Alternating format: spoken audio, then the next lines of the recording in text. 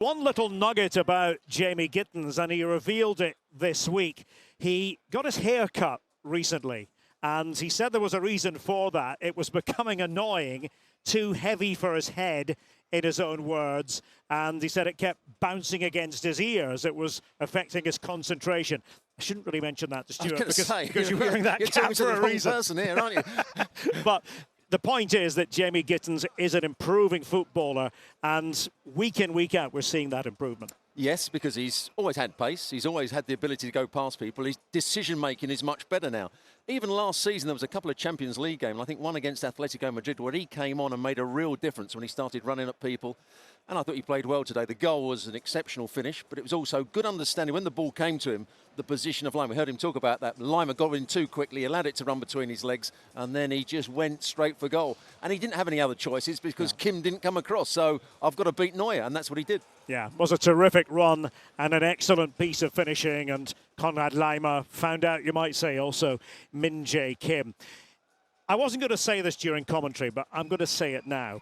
The week of truth for Bayern. PSG in midweek, this game here at the cauldron that is the Signal Iduna Park, and then Leverkusen.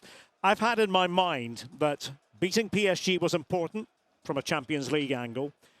Beating Leverkusen, really important, because the Pokal has been a problem for Bayern in the last few seasons, and you don't want to go out this early. It's the short route to a trophy always. I always had in my mind a draw wouldn't be terrible for Bayern. What are your thoughts on the draw now, given the flow of events in the game? It's an okay result for them. You know, it keeps them top of the table, and they're going to be top of the table by quite some way. I was looking more at the performance, and I still think there's room for improvement with Bayern. When things started to get a bit difficult in that first half, it became a bit complicated, it became a bit chaotic, and there didn't seem a way they could get control of the game. They did it in the last 20, 25 minutes where they had constant control and they were getting crosses into the box, but that was more because Dortmund were dropping deeper as well. So I still think there's a long way to go before you can say this team is a really top-class team, and before they can really be talked of as challengers for the Champions League. When you talk about Dortmund, a draw here, and it means they're no longer 100% at home, but it's still always a decent result against Bayern, really for any team. But if you look at the performance, and you mentioned the performance earlier, and you look at what's happening, Leipzig absolutely taken to the cleaners today. Does it give you hope that Dortmund can maybe move up into second place one of these weeks in the near future? Yeah, I was quite impressed with Shaheen today. He's obviously had a game plan. They were making lots of runs in behind. The ball didn't always go there.